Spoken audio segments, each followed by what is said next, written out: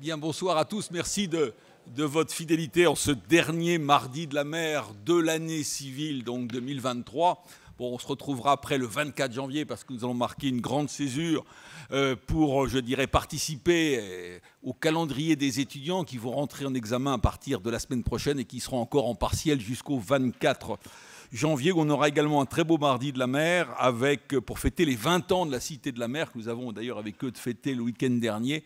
Vous aurez donc Bernard Covin, le président fondateur, qui viendra vous parler comment on peut aujourd'hui, dans une perspective nouvelle, raconter la mer aux Français. Il y a encore de quoi faire. Aujourd'hui, nous sommes particulièrement heureux, honorés d'accueillir donc Pierre-Éric Pommelet de Naval Group, d'une extraordinaire entreprise que je raconte de temps à autre à mes étudiants en disant c'est une entreprise quand même de quelqu'un d'assez célèbre, de Jean-Baptiste Colbert, donc le grand Colbert. Et puis, merci de vous inscrire dans la lignée de vos prédécesseurs. Nous fêterons à notre tour avec eux de Riblier les 20 ans de la Cité de la mer l'année prochaine. Et nous avons, depuis la création des Mardis de la mer, eu le privilège d'accueillir vos prédécesseurs, 3 de vos prédécesseurs, tous vos prédécesseurs, Jean-Marie Poiboeuf, Patrick Boissier et Hervé Guilloux. Donc, bien sûr, merci d'être là. Vous avez une lignée ininterrompue, comme nous avons aussi l'honneur d'avoir une lignée ininterrompue de chef d'état-major de la marine. Donc, la création de Colbert, puis ce fut des CNS, aujourd'hui c'est Naval Group, un groupe qui est à la pointe, je dirais, de l'industrie française. Donc vous allez nous dire un petit peu en cette période troublée, ô combien perturbée, dans quelle mesure effectivement la France a les moyens technologiques de ses ambitions de puissance navale. Un très grand merci encore de votre venue et bien sûr, vous avez le droit, comme chacun de nos intervenants, à une présentation personnalisée de votre carrière par le président de l'Institut français de la mer. Oui, merci Christian. Pierre-Éric Pommelet, vous êtes passionné d'aviation, pilote d'avion qualifié, vol aux instruments.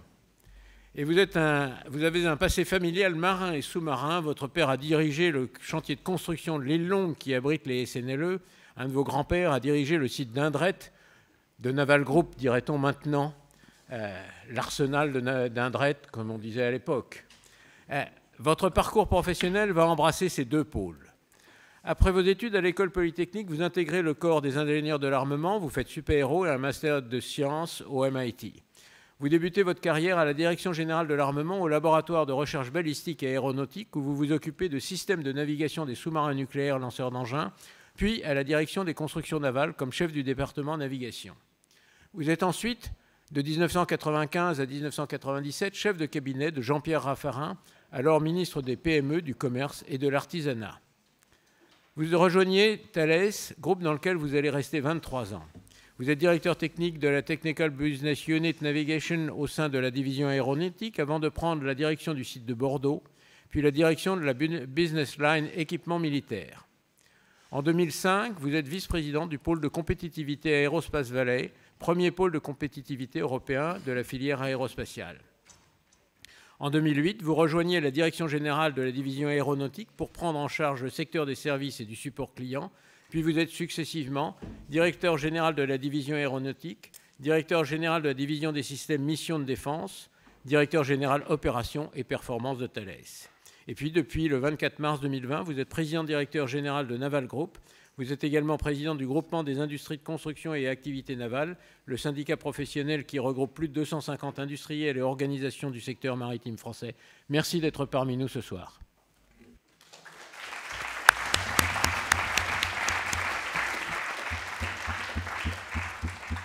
Merci, Président. Voilà, je pense que c'est à moi. Bon, après une telle introduction, voilà, c'est toujours impressionnant de se rappeler finalement tout ce qu'on a fait. Vous l'avez fait avec brio, vous n'avez quasiment rien oublié. Et pour répondre à une question qui m'a été posée ce soir, en fait plutôt une trame d'intervention, la France a-t-elle les moyens technologiques de ses ambitions de puissance navale? Parce que bien évidemment, je pourrais répondre très rapidement à la question, oui, et passer aux questions suivantes. Mais je pense que si vous l'amenez comme une trame d'intervention, je vais finalement essayer d'y répondre par plusieurs points de vue, en ayant évidemment en point de mire Naval Group, que vous voyez illustré derrière moi par un certain nombre de ces productions. Alors peut-être juste rappeler ce qu'est l'industrie navale aujourd'hui, puisque je préside le GICAN, le groupement des industries et constructions navales. C'est à peu près 50 000 emplois.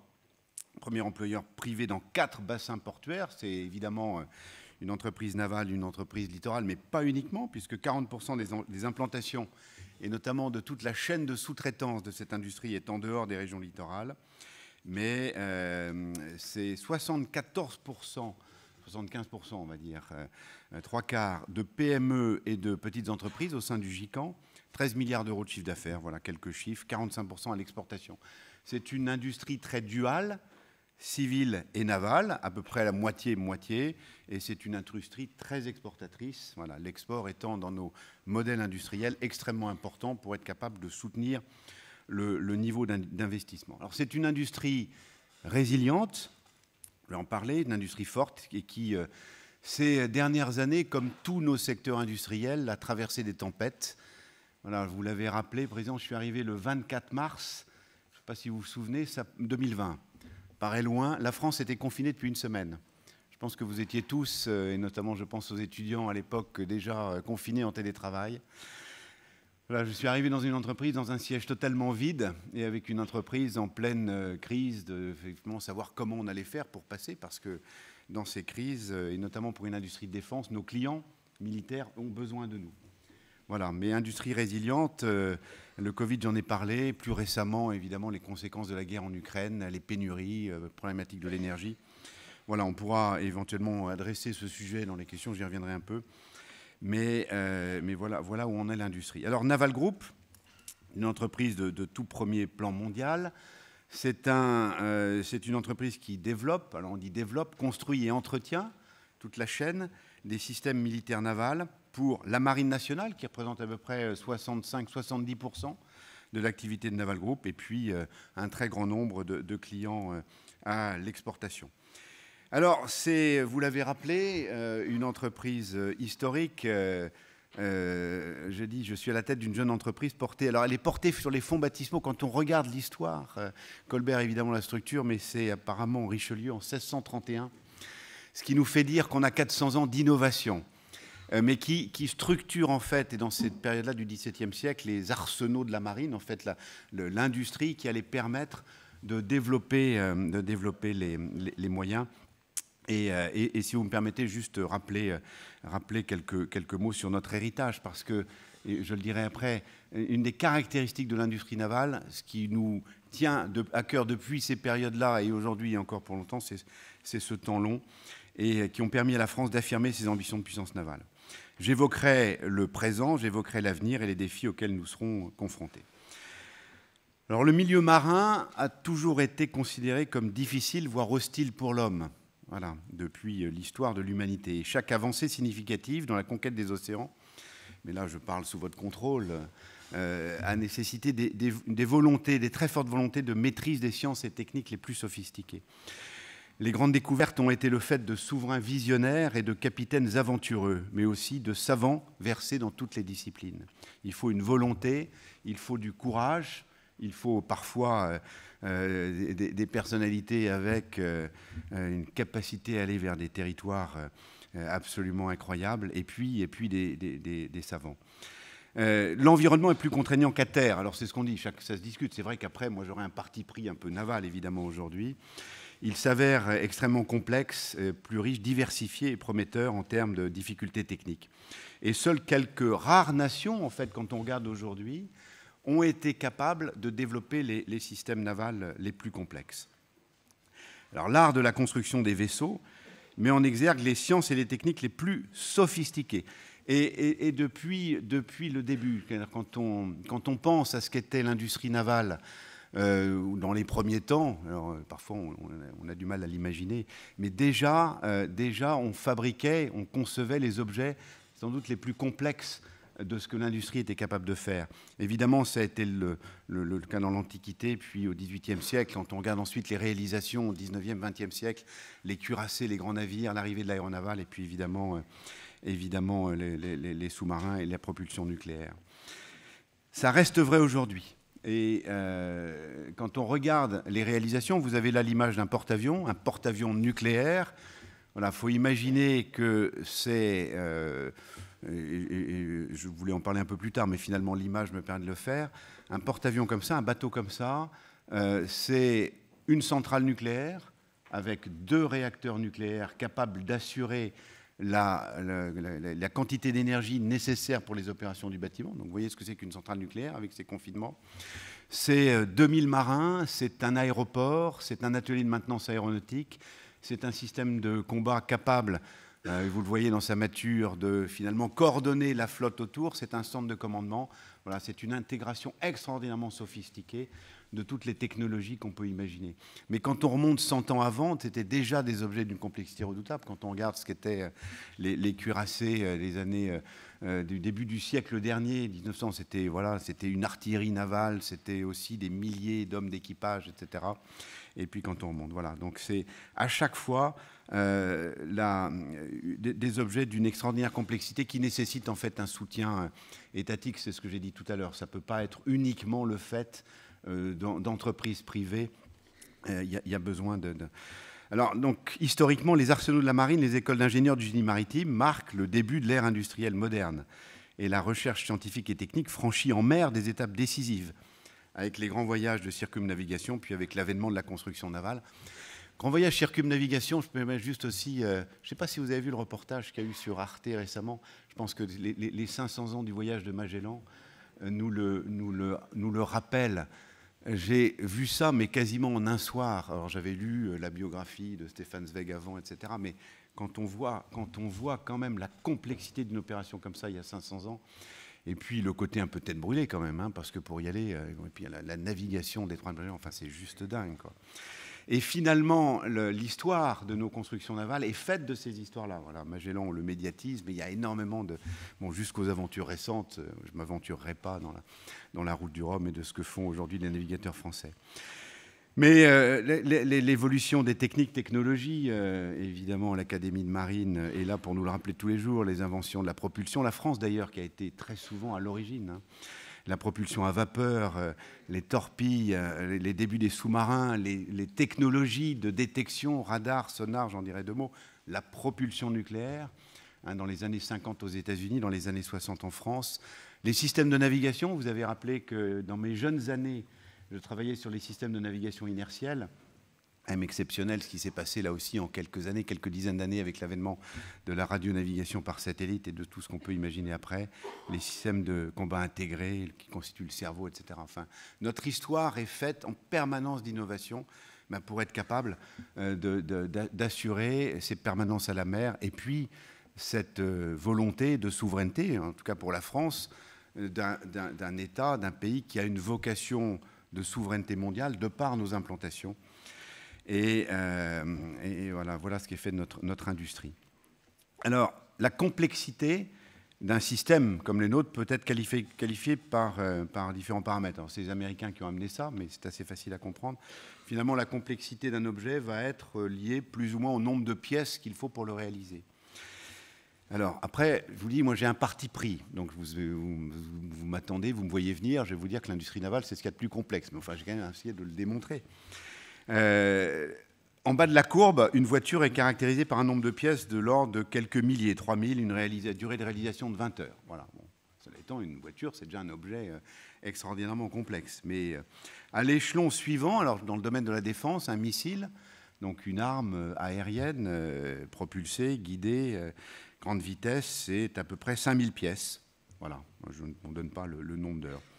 Un avion de combat, 30 000 pièces, 50 000 heures pour le réaliser. Un avion long courrier, un Airbus, un Boeing, à peu près 100 000 pièces. Donc là, on a franchi un ordre de grandeur, 50 000 heures pour le réaliser. Un bateau de guerre, donc comme vous les voyez ici, à peu près 500 000 pièces. Et puis porte-avions sous-marins nucléaires, là, on passe aux millions de pièces. Bon. Alors, 1 million de pièces, alors des pièces individuelles, voilà, les objets qui servent à réaliser le bateau. Et au sommet de la courbe, ces sous-marins nucléaires lanceurs d'engins, j'ai parlé du porte-avions, cette usine, etc. Le sous-marin nucléaire, il va faire à peu près 120 mètres de long, il fait une quinzaine de milliers de tonnes.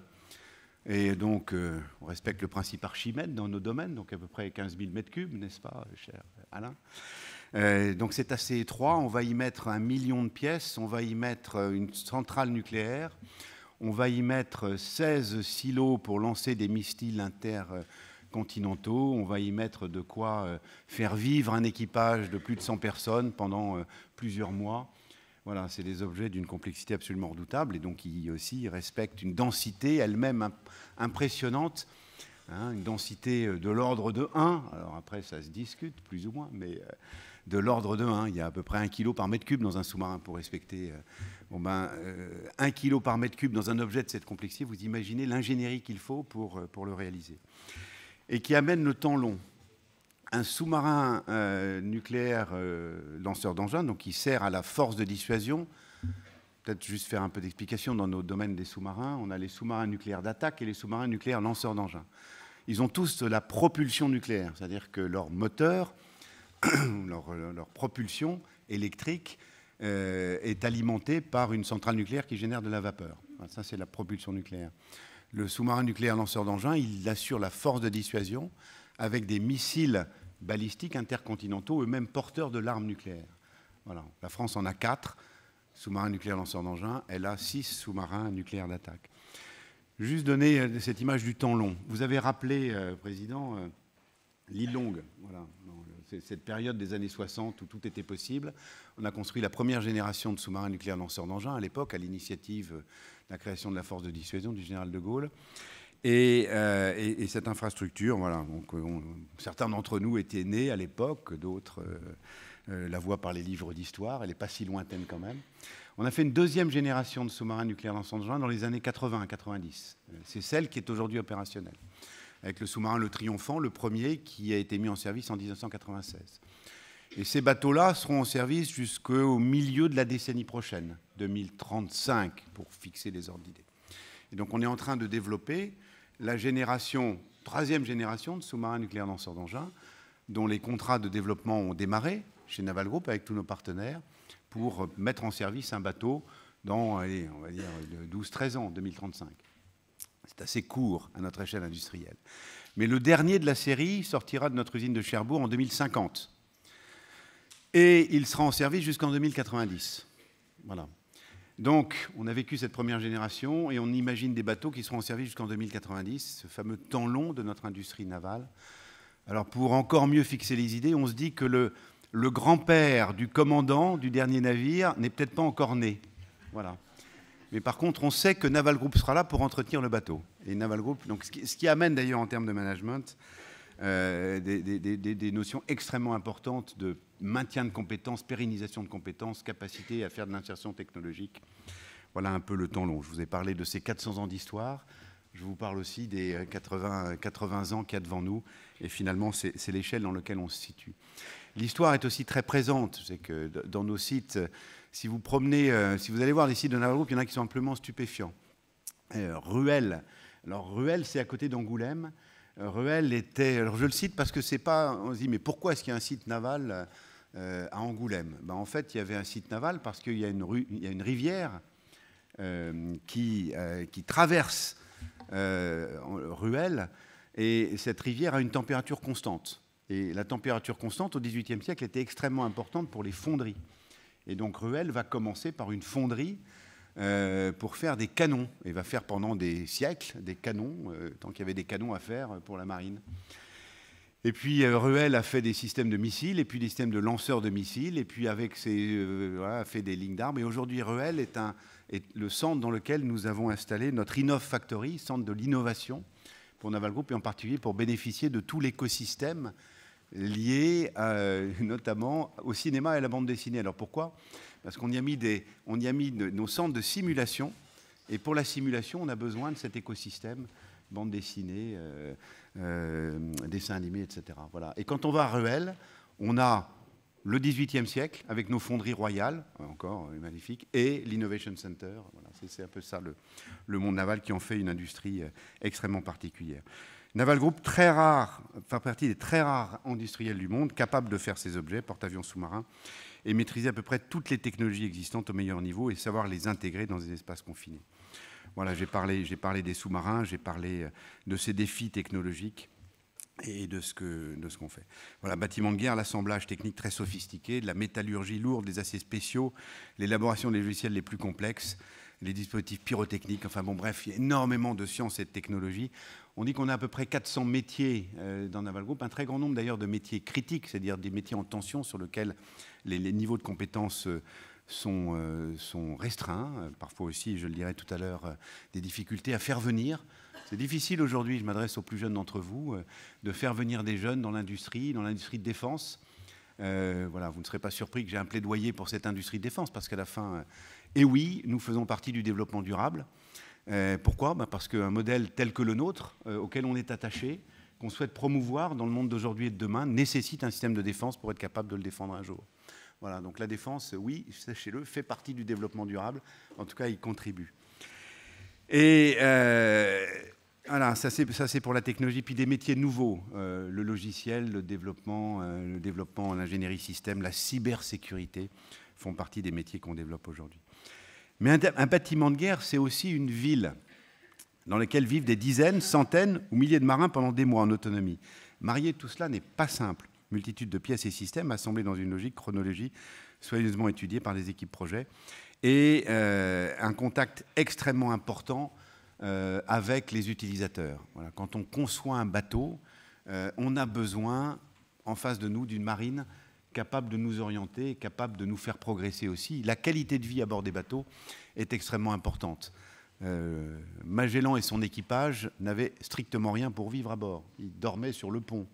Le porte-avions qu'on imagine pour les années 2040, avec les jeunes marins qui équiperont, voilà, on ne va pas leur dire que vous dormirez sur le pont et que chacun y trouvera son compte. Non, donc on a aussi cette nécessité à travailler avec les opérateurs, avec ceux qui utiliseront les bateaux, parce qu'ils vont y vivre des mois.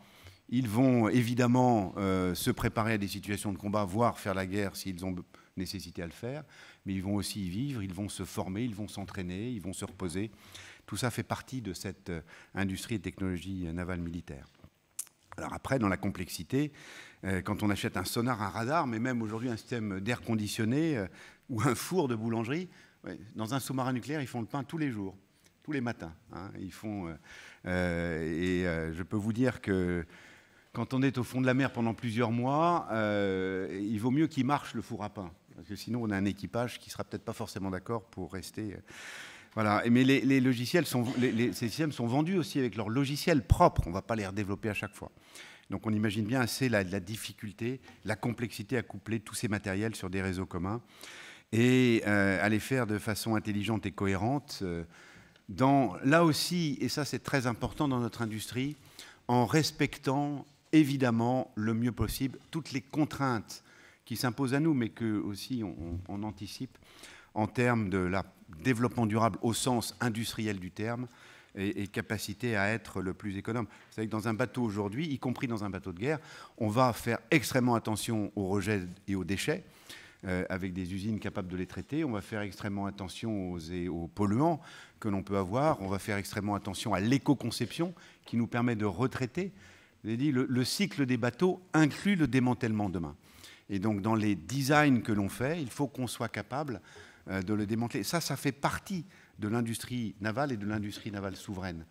Concevoir pour l'efficacité, évidemment, opérationnelle, mais concevoir aussi pour avoir des équipages qui vont y passer plusieurs mois, et concevoir pour la durée de vie et le démantèlement. Voilà. Alors, dernier challenge, et pas des moindres, contrairement à d'autres industries, l'industrie navale, c'est une industrie de prototype. Voilà, quand on fait des bateaux, on n'en fait jamais beaucoup. Alors, on aimerait bien en faire plus, mais on n'en fait jamais beaucoup. Et quand on fait des sous-marins nucléaires lanceurs d'engins, je vous ai dit, on va les faire pendant quelques dizaines d'années, mais il n'y en aura que 4. Bon, le premier est un prototype, bon, le deuxième, là, mais c'est jamais une très grande série. Et donc, mais il faut qu'il marche du premier coup.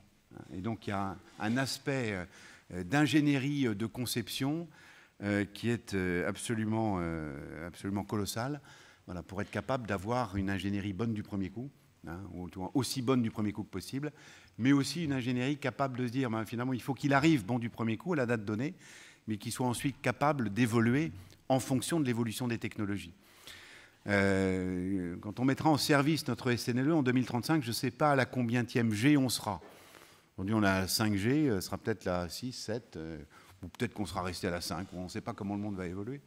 Enfin, en tout cas, on sait que les technologies électroniques ne seront plus les mêmes. Voilà. Or, le bateau, lui, il aura été développé. Il faut qu'il soit capable d'évoluer. On prend ça en compte dans nos performances globales. Et pour en venir maintenant à quoi ça sert, quelque part, est-ce qu'on a les moyens de notre puissance?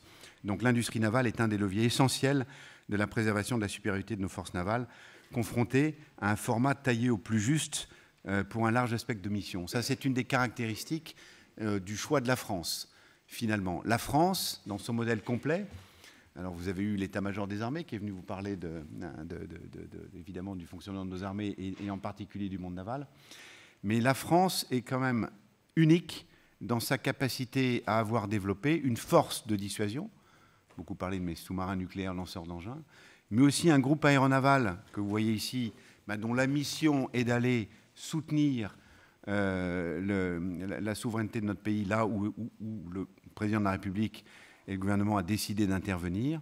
Et puis, tous ces bateaux un peu plus petits qui vont aller protéger nos abords, qui vont aller lutter contre la piraterie dans le golfe de Guinée, qui vont aller tenir aussi notre zone économique. On a la chance d'avoir 11 millions de kilomètres carrés de zones économiques exclusives. Il faut aller protéger nos ressources. Il faut les protéger, ne serait-ce que pour interdire aussi à certains de venir y faire des exploitations sauvages. On parle beaucoup de la pêche, mais enfin, vous savez, aujourd'hui, on parle aussi beaucoup des fonds marins, des grands fonds. Et il faut qu'on protège tout ça. Et pour ça, on a besoin, alors, dans un format taillé au plus juste, finalement, d'une marine extrêmement performante et extrêmement capable. Alors aussi, on est face à un réarmement, alors qu'on le veuille ou non, en tant que citoyen de ce monde. Évidemment, on serait pour le fait que la conflictualité baisse et donc que les investissements de défense l'accompagnent. La réalité, c'est qu'il y a une conflictualité qui augmente. Alors, je ne vais pas vous faire un dessin, vous le voyez tous les jours aux informations. Et on la voit à nos frontières, on la voit en Europe. Mais la Chine, dont évidemment on parle beaucoup, alors on va dire les Américains les premiers, mais quelque part, je pense qu'on a aussi des yeux qui s'ouvrent. La Chine, vous savez combien la Chine avait de bateaux de guerre en 1991 ? En 1991, c'est moi quand je commençais à travailler. Donc c'était il n'y a pas longtemps du tout, contrairement à tout ce que vous avez dit, Président. C'était même hier. Elle avait 23 bateaux de guerre. 23. Aujourd'hui, elle en a 350. Et 350, c'est à peu près la taille de la flotte américaine, qui est la première flotte mondiale. Donc on va dire que la Chine, en tonnage, a rattrapé la flotte américaine. Mais la Chine fabrique tous les 4 ans l'équivalent du tonnage de la marine française. Et la Chine ne s'arrête pas. Et la Chine fait fonctionner à plein ses chantiers. On pourrait se demander pourquoi. Il y a besoin. C'est sûr qu'il y a une ambition, sans doute de protéger, mais aussi d'élargir les zones d'influence.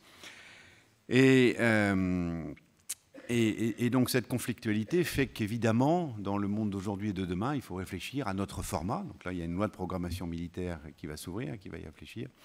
Et aussi de voir comment vont évoluer, et j'en dirai 2 mots plus tard, finalement ces capacités militaires entre des flottes avec équipage et des flottes sans équipage. Peut-être un autre point, j'ai beaucoup parlé de Naval Group, mais j'ai commencé par dire qu'il y avait 75% de PME, de TI. Finalement, une entreprise comme la nôtre n'est rien sans toutes ces entreprises qui travaillent avec nous et qui nous amènent cette souveraineté et ces technologies. Il n'y a pas un domaine dans lequel on fait tout seul. La souveraineté qu'on a construite au cours des siècles, finalement, se répartit dans un écosystème. Alors l'écosystème, il porte un nom, un acronyme que je suis sûr que vous avez, qui s'appelle la BITD, la Base industrielle et technologique de défense. Finalement, tout cet ensemble de petites entreprises, parfois toutes petites, quand je dis toutes petites, quelques personnes ou quelques dizaines de personnes, mais qui ont toutes un rôle dans l'objet final, dans la finalité. Et il est extrêmement important quand on pense notre industrie, quand on pense à ce qu'on va faire demain, de l'avoir avec nous pour poursuivre sur cette voie. Alors, voilà, j'ai parlé d'hier, j'ai parlé d'aujourd'hui. Peut-être si on regarde maintenant aujourd'hui et demain. La marine nationale, donc la France, est dans un renouvellement complet finalement de sa flotte. Ça commence par les sous-marins nucléaires d'attaque. On les appelle les Barracuda, les nouveaux, la série Barracuda. On a livré le premier l'année dernière, qui s'appelle le Suffren. Ils portent des noms historiques, nos bateaux. On livre le deuxième, d'ailleurs, qui va bientôt partir à la mer pour ses essais, des moments importants. Il s'appelle le Duguay-Trouin. Il est en construction à Cherbourg. Le troisième s'appelle le Tourville. Et le Tourville est dans son hall de fabrication. Le Duguay-Trouin sera livré en 2023, le Tourville en 2024. Le quatrième s'appelle le De Grasse. Alors là, on a terminé la série historique, puisque le cinquième s'appellera le Ruby. Il faut toujours un Ruby. Et le sixième s'appellera le Casabianca. Il faut toujours un Casabianca. Là, il y a des noms un peu historiques dans la sous-marinade française. Là, je vous ramène à vos cours d'histoire pour savoir pourquoi un Ruby et pourquoi un Casabianca, surtout. Et il sortira en 2030. Et ça remplacera l'ensemble des sous-marins nucléaires d'attaque qu'on a livrés jusqu'à présent, qui commençait par le Ruby et qui s'est terminé par la Perle. Alors, on a beaucoup parlé de la Perle parce qu'on a eu une avarie, on a eu une fortune majeure avec un incendie. Et la Perle est un bateau qu'on a réparé avec une réparation absolument incroyable que seule là, une entreprise comme Naval Group et ses partenaires savent faire. C'est-à-dire qu'on a pris l'avant du sous-marin Saphir, qui venait de sortir du service, coupé en deux. On a pris l'arrière de la Perle avec son réacteur nucléaire. Voilà, on les a raboutés. Donc les bateaux étaient à Toulon, on a fait ça à Cherbourg. Au moment justement où le Suffren était parti, le Duguay-Trouin allait arriver. On avait quelques mois pour le faire, avec un travail absolument exceptionnel des soudeurs de coques. Ça, c'est des métiers fascinants, de souder des coques épaisses de sous-marins, des plaques, des tôles d'acier. Vous allez voir ça, c'est dingue. On est sur des diamètres qui peuvent atteindre plusieurs mètres, dizaines de mètres, et on a des formeurs de coques qui vont former avec des presses, avec des outils, au millimètre près. Au millimètre près. Ils font ça quasiment à l'œil et à la main, au toucher, avec des gabarits. Et on a les soudeurs qui sont capables, enfin bon, donc ça, c'est le plus impressionnant. J'avais amené la ministre des Armées, Florence Parly, voir ça, elle était juste fascinée. Mais c'est surtout derrière tout le travail des électriciens, parce qu'on prend un bateau, il y a une centaine de câbles électriques, on prend l'avant de l'autre, pareil, il faut les rabouter les câbles. Il faut quand même savoir, surtout ça part d'un réacteur nucléaire, qu'est-ce que ça va alimenter. Puis après, il y a tous les tuyaux qui traversent aussi et les câbles. Voilà, donc on a été capable de faire ça. Donc c'est cette série de sous-marins nucléaires d'attaque qui va. On est parti dans le renouvellement d'un certain nombre de frégates. Donc les frégates qui composent le groupe aéronaval, d'ailleurs l'image est instructive, un porte-avions n'est jamais seul, il est accompagné de frégates de défense antiaérienne, de frégates anti-sous-marines. On renouvelle les frégates, les FREM. C'est un programme qui a démarré il y a quelques temps. On a livré la dernière, la Lorraine, au mois de novembre, la 8e FREM française, frégate multimission. Et on est parti dans le développement des frégates de défense et d'intervention, donc nouveau type de frégate, très digital dans sa conception, très compact, très intégré, absolument exceptionnel en termes de technologie. La première, qui s'appelle Amiral Renard, sera livrée à la France l'année prochaine. Enfin, elle va faire ses essais en 23, livrée en 24 à la France. Et puis, on en fabrique 5 derrière, et c'est un programme qu'on a vendu aussi à la Grèce. On va renouveler avec les chantiers de l'Atlantique les bâtiments ravitailleurs de flotte, des bâtiments qui permettent à un groupe aéronaval à permettre une flotte d'être ravitaillée en vivres, en munitions, en carburant. Voilà, le premier s'appelle le Jacques Chevalier, il va être livré l'année prochaine.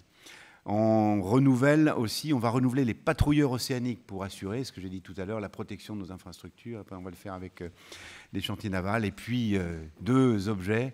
Évidemment, j'ai parlé longuement du sous-marin nucléaire de 3e génération et le porte-avions de nouvelle génération qui remplacera le Charles de Gaulle que vous avez là et qui sera en service en 2038. Alors, pourquoi 2038 ? 2038, c'est la fin de vie et notamment des réacteurs nucléaires du bateau d'avant. Il faut que le bateau nouveau arrive, qui me permet de dire d'ailleurs que ce bateau fera 75 000 tonnes. On fait en France et chez Naval Group des bateaux de 75 000 tonnes, 0 émission. Voilà, la propulsion nucléaire. Alors, elle n'est pas adaptable à tout type de navire, mais en tout cas, on a la fierté d'être capable de faire ça en France. Voilà, donc renouvellement extrêmement important de cette marine dans les 10-20 ans qui viennent. Et qui est important. Mais il faut aussi penser à la suite. J'ai juste illustré, j'ai parlé de la Chine, j'ai parlé des États-Unis. Évidemment, cette confrontation que l'on voit à l'œil nu, personne ne sait jusqu'où ça ira. La guerre froide, finalement, avait permis d'éviter une guerre nucléaire. Est-ce que ce sera la même chose ? Bon, ça, je laisse aux penseurs, dont certains autour dans la salle font partie pour imaginer les scénarios. Par contre, ce que je peux vous dire, c'est que la Chine a décidé d'aller vers une marine à 550-580 bateaux, avec un très grand nombre de porte-avions, de sous-marins nucléaires. Les Américains ont décidé d'arrêter, c'est-à-dire de caler leur format à 365, je crois, navires de premier rang. Alors, je vous rassure, là-dedans, il y a 12 porte-avions, quand même. Il y a 65 sous-marins nucléaires d'attaque, là où on en a 6. Et il y a entre 12 et 14 sous-marins nucléaires lanceurs d'engins. Donc, c'est quand même une marine. Mais par contre, ils disent que la marine américaine sera aussi puissante que la marine chinoise. Pourquoi ? Parce qu'elle sera équipée de navires sans équipage, de drones. Et notre domaine naval est un domaine qui fera collaborer dans les années qui viennent et de plus en plus des navires avec équipage et des navires sans équipage. On parle beaucoup des drones dans le domaine aéronautique, aérien. Ils ont été fortement médiatisés dans le domaine militaire, bien sûr, au départ, peut-être dans le domaine commercial aujourd'hui. On en a même fait des jouets. Et demain, il paraît qu'aux Jeux Olympiques, peut-être, il y aura des drones qui permettront d'aller dans les... bon, on verra. Il y a quand même des sujets de certification. Puis je ne sais pas si on est prêt à mettre notre corps dans un drone totalement automatique, même si, vous avez rappelé ma passion pour le pilotage, je suis intimement convaincu qu'un drone sera beaucoup plus sûr qu'un homme. Vous savez que tous les accidents aériens sont issus d'erreurs humaines à l'origine. D'ailleurs, que ce soit en conception ou en... Bon. Mais ça, on verra. Mais par contre, les drones se développent dans le naval. La médiatisation récente de la guerre en Ukraine l'a montré à tous. Une nation, l'Ukraine, est capable de mettre à défaut ou de causer de gros problèmes à une flotte extrêmement importante, la flotte russe, par l'utilisation massive de drones de surface et de drones sous-marins. Donc il y aura cette collaboration entre les drones. Et Naval Group et la France s'engagent aussi résolument dans cette, finalement, capacité à élargir la performance, la puissance de notre flotte de combat par la réalisation d'objets, enfin de ces bateaux, avions, de ces bateaux sans équipage, mais qui n'ont de but que de complémenter les navires avec équipage. Le groupe aéronaval que vous voyez aujourd'hui, avec ses navires équipage, demain fera aussi fonctionner des escadrilles de drones qui lui permettront d'avoir une surface beaucoup plus large d'observation, que ce soit au-dessus de la surface, évidemment dans la protection du groupe aéronaval contre des menaces aériennes, ou dans la lutte en dessous de la surface, dans la protection du groupe aéronaval contre des menaces sous-marines. Menaces sous-marines, grand fond, pour aller à quelques centaines, quelques milliers de mètres, et pour y rester et pour mener des missions, ça se fait, et ça se fera avec des drones. Voilà, qui permettront de, là aussi, médiatisation récente. Qu'est-ce qui s'est passé sur le gazoduc Nord Stream ? Mais enfin, on sait pertinemment qu'aujourd'hui ou demain, des nations pourront, avec des drones, être capables de faire des choses sur les fonds sous-marins pour être capables de préserver leurs intérêts ou de préserver leurs abords. Voilà, donc développement technologique autour des drones et positionnement extrêmement intéressant de la France, parce qu'on a toutes les technologies, on a cette capacité d'intégration, on a cette intelligence, on a tout ce qu'il faut pour évidemment apporter à notre marine nationale cette compétence nécessaire. Qui dit drone et utilisation de navires sans équipage et combat collaboratif, dit évidemment aussi de se protéger contre des attaques cyber. Voilà, un autre domaine qui s'est fortement développé dans notre industrie comme dans d'autres. Il faudra que ces systèmes collaboratifs, ces systèmes sans équipage, ces systèmes qui apporteront ces compétences supplémentaires soient encore plus protégés qu'avec un système avec équipage. Et donc ce sont des technologies que l'on développe de manière extrêmement importante. Alors j'espère vous avoir convaincu. Avec tout ça, avec ces 400 ans d'histoire, avec cette projection, avec ces engagements, avec ce renouvellement de la flotte, que oui, je vous avais donné la réponse dès le départ, donc vous saviez ce que j'allais dire. Mais j'espère vous avoir convaincu et avoir démontré qu'on a la capacité de le faire avec un modèle très particulier, qui est celui de la France, qui a réussi à faire ce que quelques nations savent faire, avec, pour certaines d'entre elles, des moyens beaucoup plus importants, et pour assurer l'ensemble du spectre de nos missions, voilà, d'une vision, j'allais au-delà de la France, d'une vision de société qui ne se réduit pas à ses frontières. Voilà, la France a toujours eu un modèle de lumière, de valeur, et là où je dis qu'on le veuille ou non, mais la protection et la souveraineté de notre modèle s'expriment aussi par la puissance, et la puissance navale est une des meilleures façons finalement sur les océans de projeter ce que nous sommes et de défendre nos intérêts. Et nos intérêts, alors je terminerai avec ça, je vais peut-être aussi commencer, nos intérêts qui sont menacés, voilà. Menacés par, évidemment, par la capacité financière. Hein. Il faut qu'on garde la capacité financière de tout faire. Donc ça, je dirais, les lois de programmation militaire et les lois budgétaires permettront de le dire. Menacé aussi par un environnement dans lequel il faut parfois se justifier de faire partie d'une industrie de défense. Bon, alors évidemment, quand on a baigné dedans depuis toujours, ça peut paraître surprenant, mais je sais, en particulier pour les jeunes générations, ce sont des vrais sujets. Faut-il une industrie de défense? Faut-il la maintenir? Finalement, s'il n'y en avait pas dans le monde entier, est-ce qu'on ne serait pas mieux? Bon, la réalité, c'est que si on veut préserver notre modèle, je l'ai dit, on fait partie du développement durable, il faut qu'il y ait une industrie de défense. Et si la France n'en a pas, ben, elle dépendra des autres.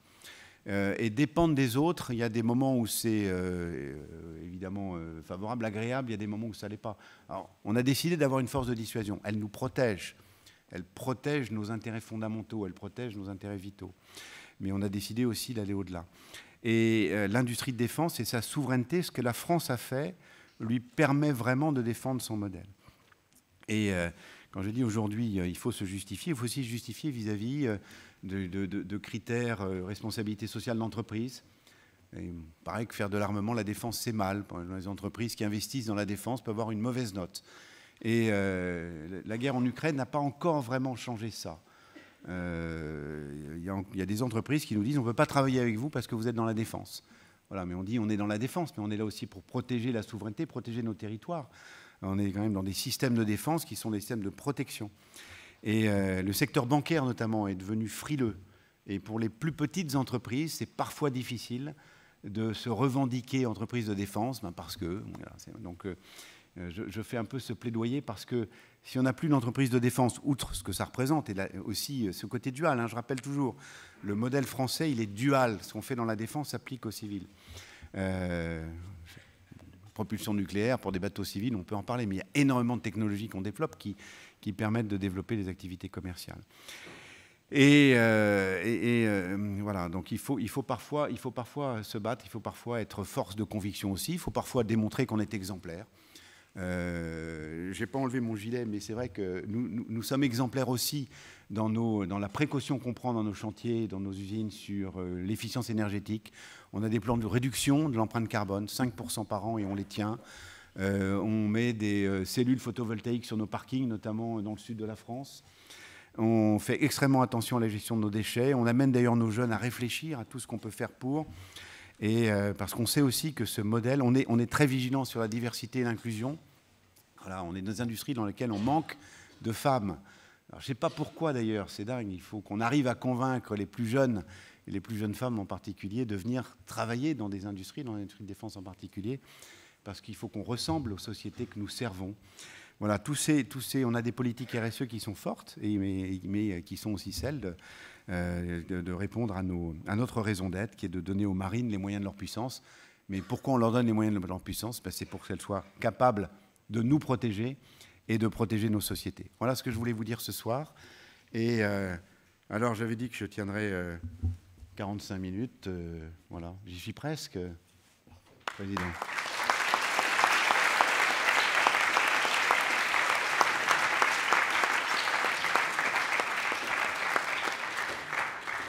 Merci beaucoup, Monsieur le Président. Votre formation scientifique a fait que le compte est bon. Effectivement, à la minute près, vous avez respecté votre engagement. Oui, on voyait récemment d'ailleurs que les étudiants de L2, la nécessité que montre l'histoire d'avoir une marine de guerre ou de défense en adéquation avec la marine de commerce. Et de ce point de vue, la France de Louis XV, qui n'avait qu'un bâtiment de guerre français contre 3 bâtiments de guerre anglais, on a vu le résultat que ça donnait. Et le cas inverse, c'est peut-être celui de l'Union soviétique, où finalement une forte marine de guerre, lorsqu'elle n'est pas sous-tendue par des flux, pose des questions financières. Peut-être effectivement qu'on vous a posé une question un peu trop gentille. La France a-t-elle les moyens technologiques de ses ambitions de puissance navale? On était certain de la réponse, c'est parce qu'on la partage aussi. Par contre, on pourrait peut-être rajouter l'adjectif financier. Mais bon, effectivement, c'est sans doute un peu plus délicat, mais j'imagine qu'il y a sans doute des questions. Je voudrais rappeler aux étudiants que si aujourd'hui personne ne conteste le siège permanent de la France au Conseil de sécurité des Nations Unies, c'est grâce à cette capacité de puissance aussi, de projection de puissance que la Marine nationale incarne. Alors j'imagine qu'il y a beaucoup de questions. Juste avant, je voudrais quand même saluer de sa présence qui nous honore beaucoup le président de l'Académie de Marine, Alain Bovis, ainsi que les nombreux confrères, y compris les présidents de section qui sont là aujourd'hui, comme la semaine passée. Un très grand merci. D'ailleurs, nous sommes en partenariat, comme avec Naval Group, comme avec le GICAN. Alors, tout de suite, 2 micros, un côté bâbord, un côté tribord. Donc, ayez toujours la gentillesse de vous présenter. Alors voilà, c'est le moment de dégoupiller les micros. Donc, la première personne qui pourra avoir le micro pourra s'exprimer. Merci d'avoir eu la gentillesse de comprimer vos propos, comme ça on pourra faire un bon jeu de questions-réponses. Bonjour, Adrien Perrier, donc étudiant à Sciences Po. J'avais une question concernant justement l'industrie navale. Est-ce qu'il y aurait des savoir-faire ou des technologies que la France aurait, que d'autres pays n'auraient pas, et que des adversaires ou des partenaires, je pense notamment à la Chine ou la Russie, pourraient rechercher, pour le coup, ou même les Anglais ou d'autres pays. Les félons. Les Australiens, non?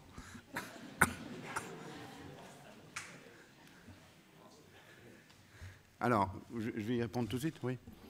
Oui, donc c'est vrai que la France est spécifique. La France, finalement, quand on regarde ce qu'on fait, il n'y a que les Américains qui ont à peu près, fait la même chose. Et on est au niveau, voilà, on est au niveau de ce que font les Américains dans le domaine. Les Britanniques, samedi soir, ça c'est la Coupe du Monde de football. Les Britanniques ont une marine, ont toujours eu une marine, etc., mais elle a quand même beaucoup perdu en compétences. Les Britanniques ont eu des stop and go. Ils ont fait des tas de choses et puis ils ont arrêté, ils sont partis. En fait, on est dans des domaines industriels. Quand on fait un stop and go, en fait, on perd des compétences. Votre question est sur des savoir-faire, des compétences. J'ai insisté sur la compétence dans la durée. Quand on perd un savoir-faire, extrêmement difficile de remonter en puissance parce qu'il y a un rattrapage technologique à faire.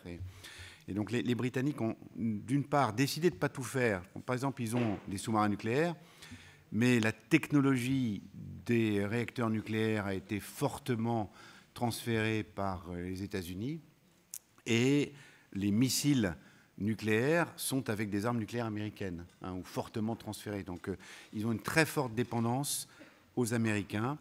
Ils ont eu un groupe aéronaval pendant la guerre des Malouines. Ils ont arrêté après et là ils remontent en puissance. Mais la remontée en puissance est extrêmement longue par rapport à la permanence qu'a eu la France sur le groupe aéronaval. Donc oui, on a des savoir-faire uniques et qui ont été entretenus année après année et qui nous permettent de faire. Je ne sais pas pourquoi je pensais à ça, parce qu'il y a un des savoir-faire évidemment qui touche à la propulsion nucléaire. Mis à part les États-Unis, la Russie aussi, la Chine est en train de l'acquérir, mais c'est quand même vraiment exceptionnel ce qu'on a su faire. Voilà, je regarde Alain et tout, parce que ça date des années 50-60. Quand on lit l'histoire de la propulsion nucléaire, c'est juste fascinant ce qu'a été capable de faire la France. Mais ce qui est aussi étonnant, c'est de voir que tout ça n'est pas par hasard. On a parlé d'Indrette. Alors Indrette, à l'époque, c'était une île sur la Loire. Alors quand je dis à l'époque, je remonte au XVIIe, XVIIIe.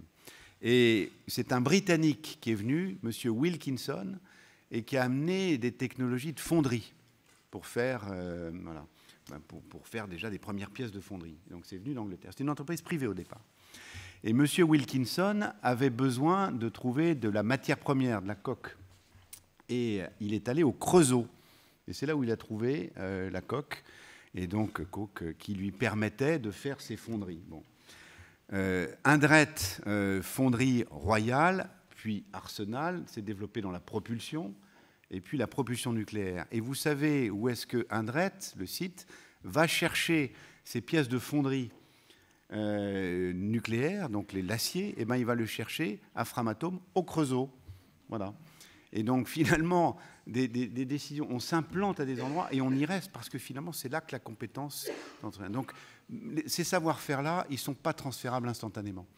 Donc il y a beaucoup de pays qui peuvent être intéressés. Vous avez mentionné les pays qui peuvent être hostiles à la France, évidemment, et on protège ces technologies.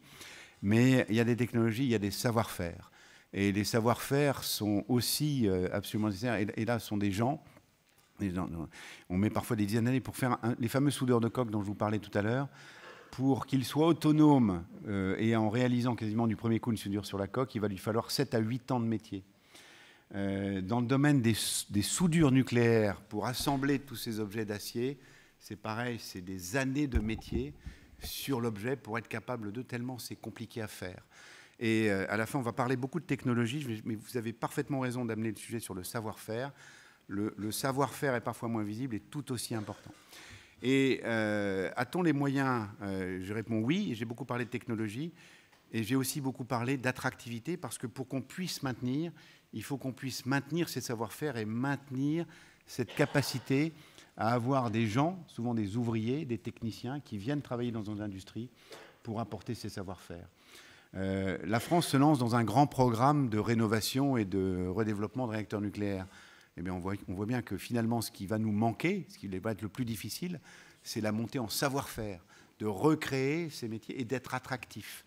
Voilà, aujourd'hui, aller travailler dans une usine, c'est plus ce qu'était l'usine d'avant. On va avoir beaucoup d'additive manufacturing, beaucoup de robots. On va petit à petit avoir des soudeurs qui soudent, mais aussi qui font souder des machines. Il y a beaucoup de technologies. On a des métiers qui sont accessibles aux hommes et aux femmes. Voilà tout ce qui est un de nos enjeux. Et le savoir-faire est beaucoup moins facile à transférer que la technologie elle-même. Voilà. Merci. Je ne sais pas qui a le micro. Voilà. Bonjour, merci de votre présentation.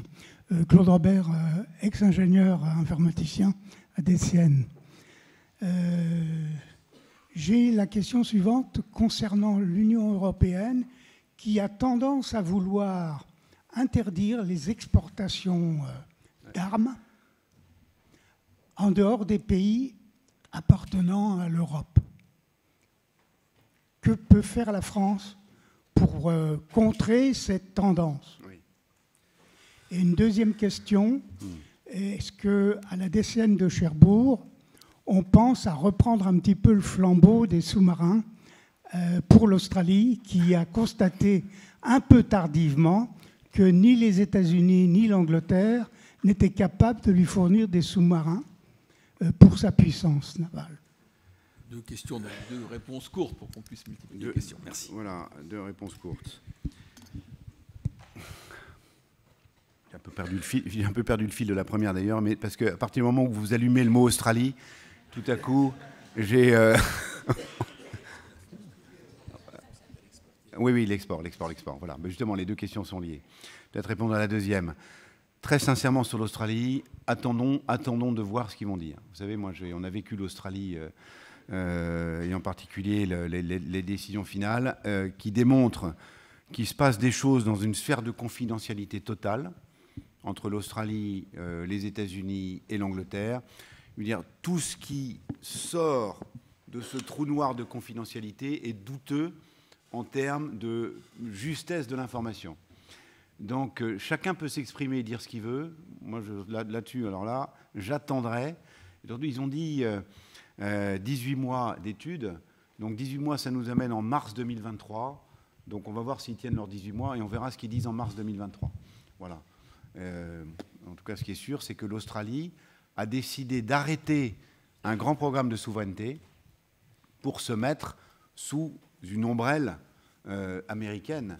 Bon, mais alors là, un jour, on écrira des livres sur ce sujet-là, et en particulier sur ce qu'est devenu la Chine pour l'Australie. Et bon, bref. Sur l'exportation, j'ai dit Naval Group, 30, à peu près, oui, 65% en France, 35% à l'exportation.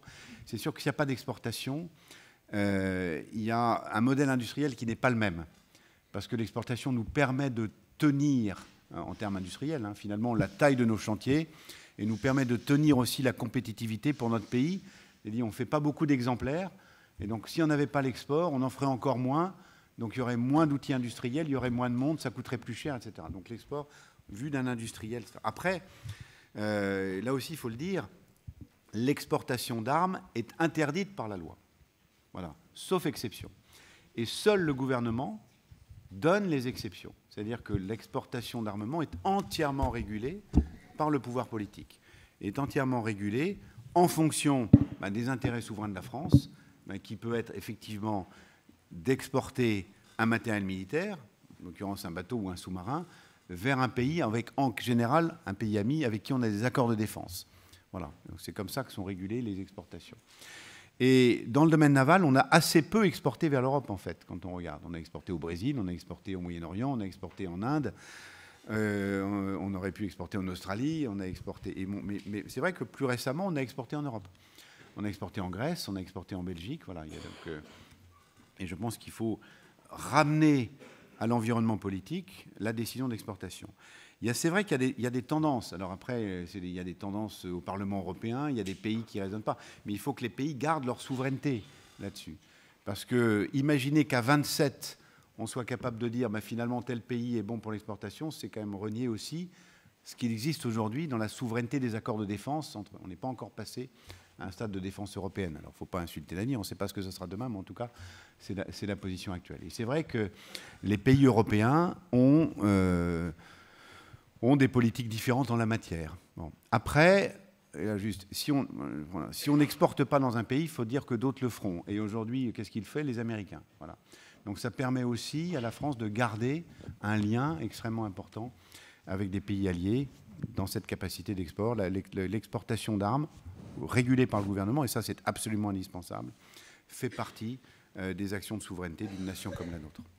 Je rebondis sur votre question, comment se fait-il qu'on n'exporte pas plus vers nos partenaires européens?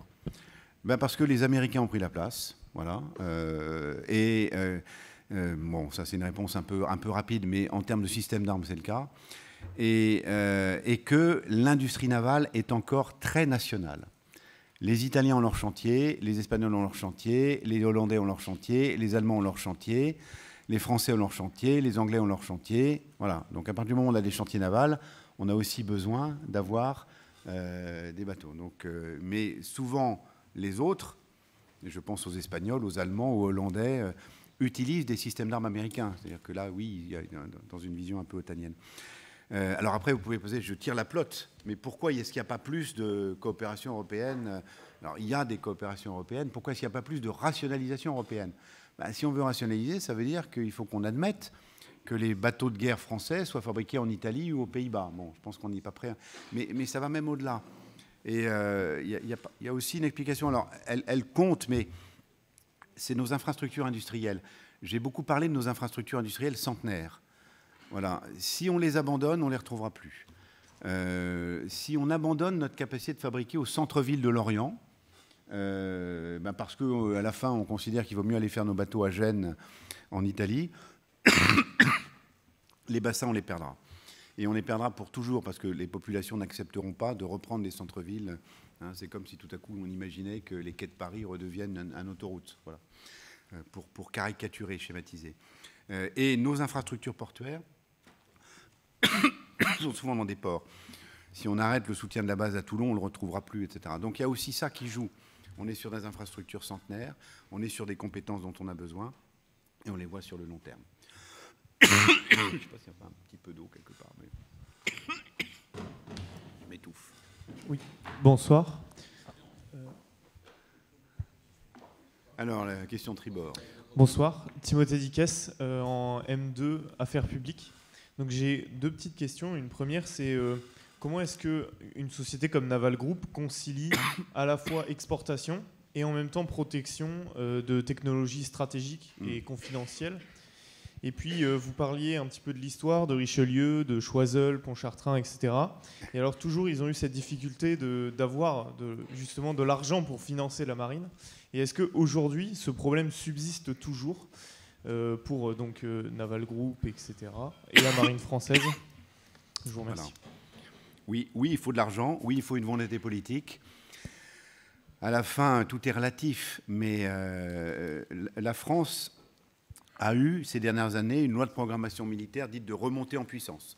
Et donc de mettre plus d'argent dans son outil de défense. La loi de programmation militaire qui va être votée l'année prochaine, voilà, permettra de confirmer ou pas cette tendance de renouveler son outil de défense, et en particulier la marine, et donc d'y mettre les moyens. Donc on va le voir. On va voir si, évidemment, on a les moyens de notre... Bon, mais c'est vrai qu'aujourd'hui, on est à un niveau quand même supérieur de là où on était. Donc on y a une première partie de la réponse qui est oui, mais il faut que ça dure. sachant qu'il y a l'argent des programmes et puis après les capacités de financement. Et c'est peut-être plutôt là l'inquiétude, parce que même si on a des programmes, nos entreprises, sur ces programmes long terme, parfois les réalisations arrivent tard, donc elles ont besoin d'être financées, soit en capital, soit en fonds de roulement, pour tenir leurs opérations. Et là, il faut qu'il y ait un financement bancaire qui accompagne. Pour faire ce que j'ai dit tout à l'heure, ça c'est une inquiétude de l'industrie de défense. Il faut que le monde financier, le monde bancaire, tout à coup ne dise pas, comme cela a été dit encore l'année dernière par la Banque de France, et non pas une banque félonne, qu'il fallait exclure des investissements l'industrie des jeux, du tabac, de l'alcool et de l'armement. Voilà, texto, dit comme ça dans une circulaire. C'était un peu brutal quand même. Mais voilà, donc ça, c'est financement. Comment est-ce qu'on peut faire de l'export en protégeant les technos? On sait le faire. Alors là aussi, l'exportation est très cadrée sur ce qu'on exporte ou pas, et sur ce qu'on transfère en technologie ou pas. Même si l'Australie allait très loin dans son transfert de technologie, puisque c'était une grande souveraineté, il y avait quelques technos critiques qui, de toute façon, seraient restés dans notre pays. Et en bon entendement, après, il faut assurer une continuité de l'approvisionnement qui est demandé par nos clients, et ça vient quelque part de la pérennité de l'accord de défense ou de l'accord de partenariat ou de l'accord d'alliés. Mais on sait le faire. Donc on définit en général les technologies critiques non transférables, parce que très liées, alors évidemment il y a des sujets très liés au nucléaire par exemple, non transférables, très liés à la performance de positionnement, la navigation inertielle, etc., non transférables en tant que telles. Et donc ça on sait, merci beaucoup Arnaud, c'est très gentil. Ça, on sait l'encapsuler. Mais le dernier point, il faut toujours être avec une techno d'avance. C'est-à-dire ça passe aussi par l'innovation. Et on ne peut pas pérenniser un outil industriel sans avoir en permanence une politique de recherche et de développement, et surtout de recherche qui permette d'aller toujours regarder la technologie d'après. Voilà, parce que, à la limite, si on a créé, ça a pu arriver aussi, hein, si on crée des compétiteurs, eh ben, on peut se dire qu'ils auront rattrapé la technologie d'avant, mais pas la technologie d'après. Donc il faut garder dans nos systèmes de défense des forts financements d'études amont et d'études de recherche, ce que fait la France aujourd'hui. Merci beaucoup. Quelques questions distantes. La première... Il y avait une question. Hein. Oui, on va vous donner, mais on a aussi... Je ne sais pas combien a-t-on d'internautes ce soir. On a eu tout à l'heure 130 internautes, on en a une bonne centaine. J'ai 3 questions, mais 3 questions, allez-y d'abord. On va faire des réponses courtes, voilà, après on pourra aux internautes. Bonjour, merci beaucoup pour votre présentation. Je suis Oscar Racine, je suis en licence d'histoire et de sciences politiques à l'Institut catholique en 2e année. Je voulais vous poser une question. Votre présentation donc, sur la France a-t-elle les moyens de ses ambitions en matière de technologie? Les aura-t-elle dans le futur suite à ces problèmes de financement que vous énoncez? Je précise ma question en pensant que des grands ensembles comme la Chine et les États-Unis ont des moyens qui sont 10 fois, 20 fois plus importants que les nôtres. Est-ce que vous venez justement de parler à l'instant d'une avance technologique que la France a réussi à maintenir jusqu'à maintenant et rester extrêmement compétitif dans ces domaines de défense? Est-ce que de manière structurelle, dans 50 ans, 100 ans, n'y aura-t-il pas justement une accumulation liée à un manque de budget et en fait, est-ce qu'on ne va pas devenir moins compétitif? Et donc, dans un deuxième temps, et là, je sais que c'est toujours difficile de parler de ça, surtout quand on parle de souveraineté, est-ce que finalement, on n'aura pas le choix de s'associer avec d'autres partenaires pour développer une technologie et en fait partager notre souveraineté le moins possible, même si ça ne se partage pas, mais vous comprenez bien ma question. Je vous remercie. Voilà, alors bon, ça, qu'est-ce qui se passera dans 50 ans ou 100 ans? Vous savez, dans notre domaine, parfois on ne sait même pas ce qui va se passer demain. Donc, mais cela étant, on est sur ces... J'ai dit que en 2090, Naval Group serait toujours là pour entretenir les sous-marins et peut-être développer la génération d'après. Et on est persuadé d'ailleurs qu'il y aura des sous-marins parce que voilà, le fond des mers est quand même encore un espace extrêmement protégé. Non, après, il faut faire attention. C'est vrai qu'on peut avoir des décrochages technologiques. Il y en a un qui est assez embêtant en ce moment, c'est tout ce qui touche autour du numérique, les technologies cloud, voilà, les data, les plateformes, etc. Donc là, c'est sûr que si l'Europe ne se réveille pas, on peut avoir des lendemains difficiles. Parce que la puissance des Google, des Amazon, des Microsoft peut devenir juste dingue et poser des problèmes à notre souveraineté tout court. Parce que si à la fin, il faut qu'on développe tout sur des clouds souverains américains, avec des lois d'extraterritorialité, donc peut-être ce sujet du digital est un sujet sur lequel, c'est pas le cœur d'une nation, mais alors le commissaire Thierry Breton est extrêmement vocal sur le sujet. C'est bien ensemble et en Europe qu'on doit pouvoir être capable. Dans 50, 100 ans, j'ose espérer qu'il n'y aura pas que des clouds américains ou chinois. Et j'ose espérer que ça arrivera avant. Voilà. Mais là, il faut qu'on se réveille un peu quand même, hein, tous ensemble. Voilà. Donc là c'est un sujet technologique. Bon, après, il y a des technologies qu'on partage, il y a des technologies qu'on ne partage pas. Aujourd'hui, évidemment, vous l'avez compris, la France partage très peu sur le nucléaire, et notamment sur les armes nucléaires, mais pour des bonnes raisons. C'est sa souveraineté absolue. Bon, par contre, on est capable de partager. Je vais donner un exemple technologique très important en ce moment, qui est celui de la transition énergétique. Nos bateaux, demain, auront besoin d'utiliser des carburants non carbonés, et ceux qui ne sont pas nucléaires. Voilà. Naval Group coopère avec un chantier italien, Fincantieri, pour être capable d'inventer des solutions en utilisant d'autres carburants, hydrogène, ammoniac, piles à combustible, etc., et où des systèmes de batteries beaucoup plus performants et ou des systèmes d'efficacité énergétique avec beaucoup d'intelligence artificielle pour faire. Là, ça, c'est des technos essentiels, la propulsion de nos navires demain, sur lequel on est capable de coopérer. Donc, vous voyez, on peut aller d'un spectre à l'autre. Ce qui est important, c'est d'être capable de l'organiser. Voilà. Et d'éviter de décrocher. Quand j'étais jeune, dans les années 90, on est avec le laboratoire que vous avez mentionné, le LRBA, le laboratoire de la DGA, on était les premiers à travailler sur le système GPS. Et voilà, début des années 90. Personne ne savait ce que c'était le système GPS. Et avec mes équipes, on faisait des essais de récepteurs. D'ailleurs, je me rappelle très bien, ma première fille était née en 90. Et on allait dans la campagne, c'était à Vernon, et j'allais avec un petit récepteur. Elle me disait, qu'est-ce que tu fais, papa? Je dis, je vais écouter les satellites GPS début des années 90. Mais là, il faut quand même reconnaître que l'Europe s'est réveillée. Et l'Europe a créé une constellation, Galileo, qui permet maintenant d'avoir des performances à peu près équivalentes au GPS. D'ailleurs, c'est totalement transparent pour ces utilisateurs que nous sommes. Mais voilà, il y a une souveraineté de l'Europe parce que l'Europe l'a voulu. Et l'Europe n'a pas voulu laisser aux Américains la seule souveraineté du positionnement par satellite.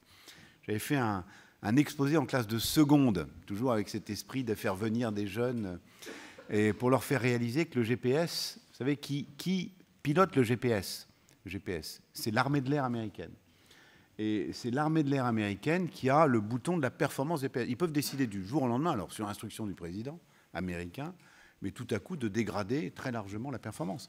Voilà, donc le fait d'avoir cette souveraineté, l'Europe s'est réveillée. Donc il y a des sujets non partageables, il y a des sujets de techno partageables, il y a des sujets où évidemment c'est l'échelle européenne qui doit jouer. Là, on est dans ce monde. Et ce risque sur le digital, parce que finalement tous nos objets seront de plus en plus digitaux. On a quand même du mal à imaginer un porte-avions et son groupe aéronaval être avec un cloud uniquement Amazon demain. Alors ça sera peut-être pratique pour les marins pour se faire livrer par drone les colis qu'ils ont commandés pour Noël, mais enfin par ça. Merci. Donc peut-être une ou deux questions de nos internautes. On va essayer d'avoir des réponses brèves pour qu'on puisse répondre au maximum de questions. Qu'en est-il des projets d'intégration de systèmes de défense contre les futurs missiles hypersoniques depuis des bâtiments de surface? Voilà, donc ça fait partie des sujets dont, évidemment, on se préoccupe. Alors, on parle beaucoup des missiles hypersoniques parce qu'évidemment, ça va très vite. Il ne faut jamais oublier qu'un bateau, ça bouge. Et donc, et un bateau, ça bouge vite aussi, même un gros comme ça. Donc, s'il a été capable de détecter le truc suffisamment loin, je peux vous assurer, good luck, pour qu'à Mach 10, on soit capable d'aller taper un objet qui bouge. Voilà. Donc, le missile hypersonique, il est quand même très bien calibré pour aller sur un truc qui ne bouge pas. Voilà, il va très vite, paf, il arrive. Un truc qui bouge, c'est un peu plus compliqué. Mais ça passe par l'alerte avancée, finalement. Ça passe par la capacité de détecter le plus tôt possible la menace pour être capable d'avoir les contre-mesures. Et alors, si jamais il veut aller taper un truc qui bouge, et là, avec ce que je vous ai dit, c'est qu'à Mach 10, c'est pas facile de là, les lois de la physique rendent compliqué, mais il faut qu'il ait des autodirecteurs, il faut qu'il ait une capacité de détecter là où il veut aller.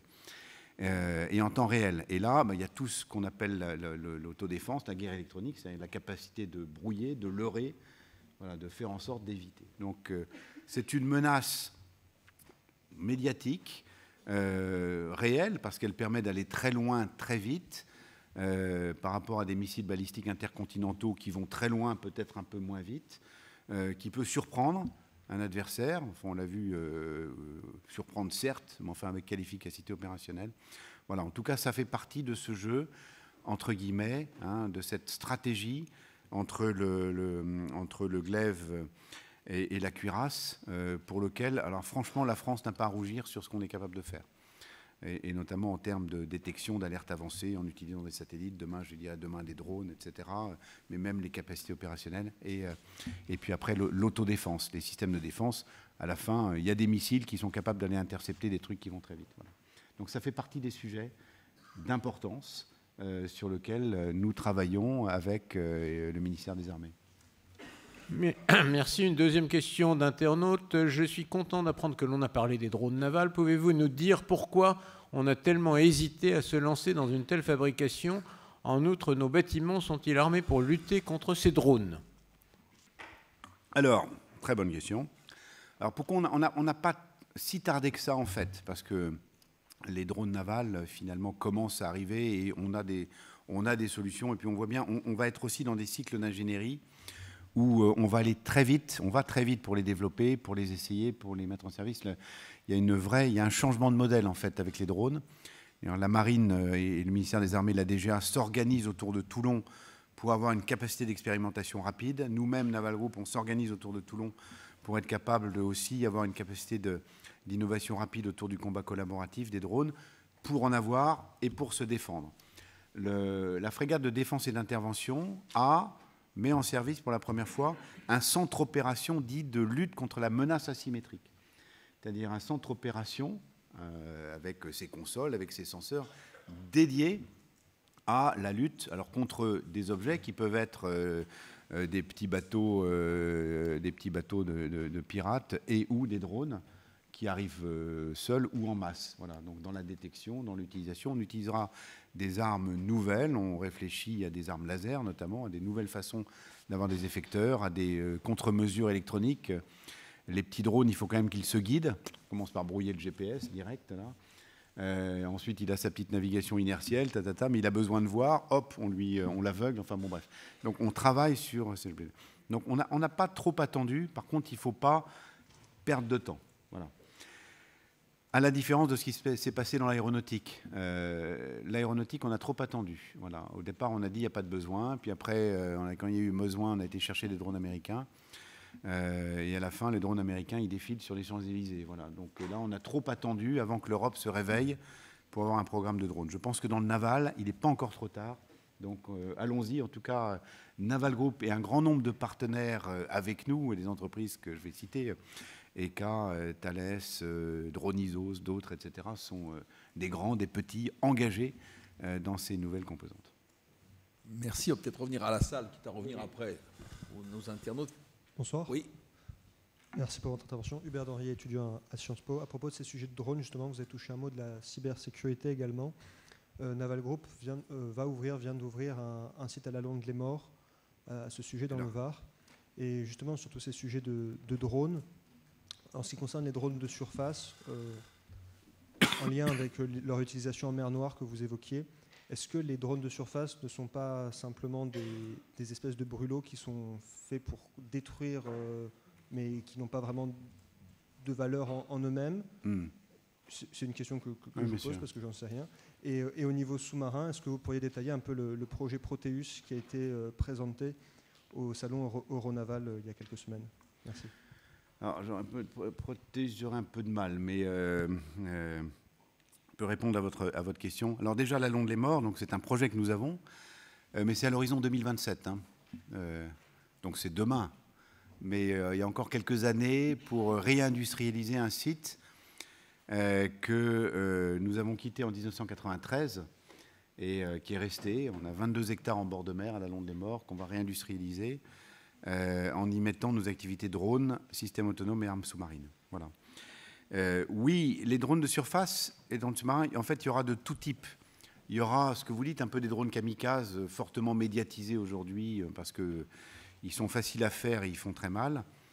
Et puis, il faut apprendre à se défendre contre eux, mais avec une efficacité opérationnelle qui reste encore modeste, sauf quand ils arrivent très nombreux, où là, ils peuvent évidemment faire très mal. Mais il y aura aussi des drones beaucoup plus gros. Les Américains ont dronisé en fait un bateau de guerre, plusieurs milliers de tonnes, et l'ont fait naviguer de la côte est à la côte ouest, en autonomie complète. Alors, sauf dans le canal de Panama, parce que là, pour des raisons de réglementation, on ne peut pas encore avoir un drone qui traverse le canal de Panama. Donc là, ils ont dû mettre un équipage. Mais il l'a fait en autonomie. Donc ça peut être des très grands navires pour des missions particulières. J'ai parlé de la lutte anti-sous-marine avec des sonars, de la lutte anti-aérienne avec des radars, pourquoi pas des missiles. Donc voilà, ça peut aller du tout petit, qui peut être furtif, peut être violent, peut travailler en essaim, qu'on doit avoir dans notre arsenal, mais que aussi des pays ennemis auront. Et donc il faut s'en protéger, et puis ça peut être des drones beaucoup plus importants. On a toute cette panoplie. Mais c'est vrai qu'on rentre dans un monde où il faut se dire que les marines de combat feront coopérer des navires avec équipage et des navires sans équipage. Une complémentarité.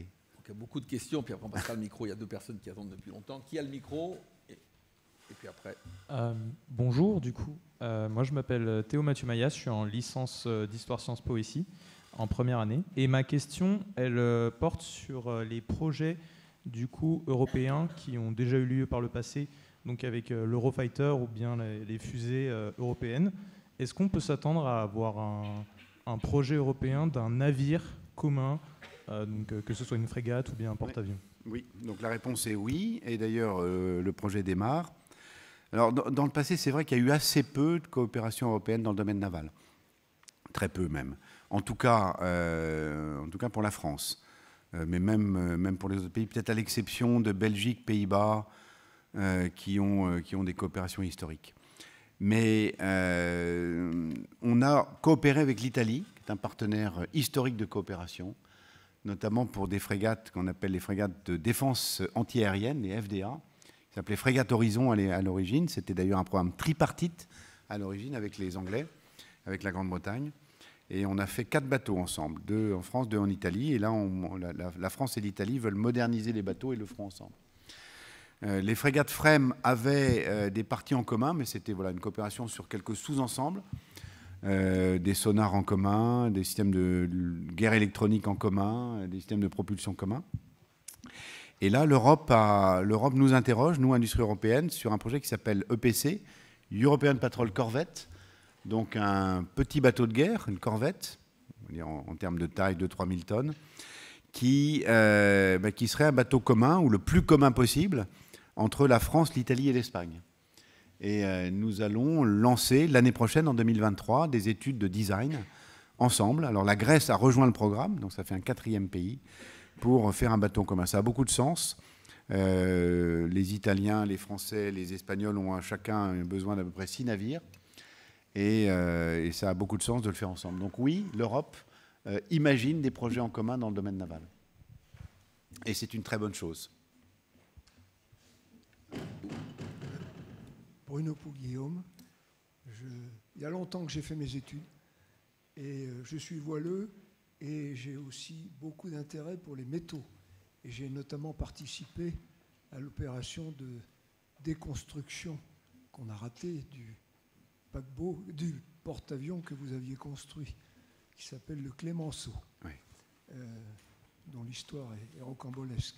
Mais ce n'est pas de ça que je voulais vous parler ce soir. Je voulais d'abord vous remercier de votre brillant exposé et puis vous dire que ça me laisse un peu sur ma faim, dans la mesure où vous nous avez convaincus que nous avions l'expertise, la capacité, les possibilités de tenir notre rang.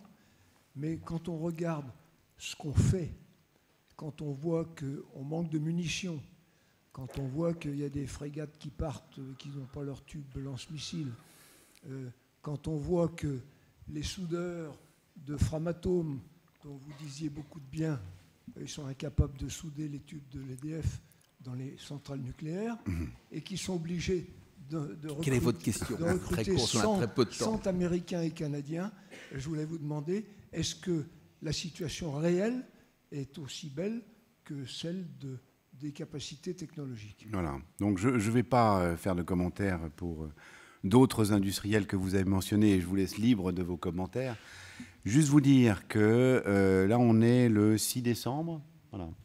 6 décembre, on termine ce qu'on appelle l'hyper, donc le grand carénage du sous-marin nucléaire lanceur d'engins Le Terrible, qui est une opération qui dure 2 ans à peu près, où on va prendre un sous-marin nucléaire lanceur d'engins, on va le vider de tous ses équipements, il y en a plusieurs dizaines de milliers, on va tous les revisiter, y compris les équipements de chaufferie nucléaire, on va les traiter, on va les changer s'il faut, on remonte le puzzle, on redémarre le réacteur nucléaire, on refait fonctionner et dans quelques semaines, le bateau repartira pour ses patrouilles. Ça, c'est en ce moment.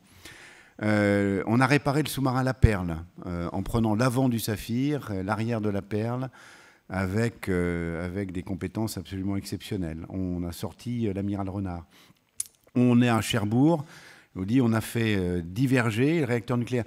Il faut imaginer quand même dans le domaine naval, là, on a 3 sous-marins nucléaires dont on fait diverger, c'est-à-dire on crée l'énergie nucléaire et la vapeur quasiment en même temps, avec nos compétences, avec celles de Technic Atome. Voilà. Donc on peut se dire qu'on doit faire mieux dans certains domaines, mais moi quand je vois ça, je dis c'est quand même remarquable ce que la France est capable de faire et ce que Naval Group et tous ses partenaires sont capables de faire. Donc voilà, on valorise tous les gens qui y travaillent et on se dit c'est quand même inouï que ce finalement petit pays, 60 millions d'habitants, soit capable de faire ce que juste quelques grandes nations sont capables de faire, et en particulier les États-Unis d'Amérique, avec des budgets de défense. Et combien ils dépensent? C'est sur 700 ou 800 milliards de dollars par an, donc ils sont sans commune mesure avec ce qu'on fait. Alors après, oui, peut-être, mais ça, la loi de programmation militaire le dit, il faut peut-être rezoomer sur certains sujets fortement médiatisés. Voilà, on pourrait aussi parfois médiatiser tout ce qu'on fait de bien. Déjà, ça ferait du bien au pays, et puis ça nous mettrait dans une dynamique de faire encore mieux demain. Voilà.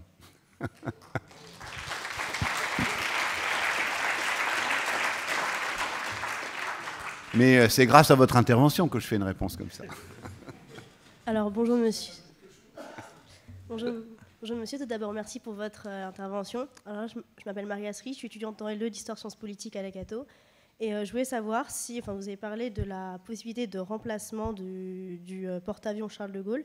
Ce dernier sera-t-il, est-ce que ce dernier sera, pourrait devenir, par exemple, c'est une idée qui vient dans un musée, ou est-ce qu'il serait utilisé, pas exposé, mais est-ce qu'il serait mis à la disposition ensuite de l'armée, ou est-ce qu'il serait justement juste mis de côté et pourrait tomber dans les oubliettes malgré justement sa longue histoire et sa grandeur? Oui, non, c'est une très bonne question, la valorisation du patrimoine. On a un peu de mal en France à valoriser notre patrimoine. Alors il y a évidemment un musée exceptionnel à Cherbourg avec le sous-marin Le Redoutable, que je vous encourage tous à aller visiter quand même, qui est le premier sous-marin nucléaire français, lanceur d'engins. C'est la cité de la mer, c'est ça à Cherbourg, c'est juste exceptionnel. Et voilà l'exemple d'un patrimoine qu'on entretient. J'ai vécu quelques années à Bordeaux, à l'époque où il y avait encore un croiseur qui s'appelait le Colbert. J'adorais, évidemment, passionné de naval et d'histoire navale, bon, même si je voyais que le bateau rouillait un peu. Mais il y a un moment où les Bordelais disaient, ça faisait rire dans les dîners, vous savez quel est le meilleur point de vue pour voir Bordeaux? Je dis non, c'est depuis le Colbert, parce que du coup, on ne voit pas le Colbert. Et donc, le musée Colbert a fini par disparaître. Je trouve qu'on a du mal à valoriser, c'est une très bonne question. Alors, c'est sûr que quand on va aux États-Unis, alors là, exceptionnel, on voit des cuirassés de la Deuxième Guerre mondiale, on voit des porte-avions avec tous leurs avions, on voit des trucs, ça fait venir les familles du fin fond des campagnes.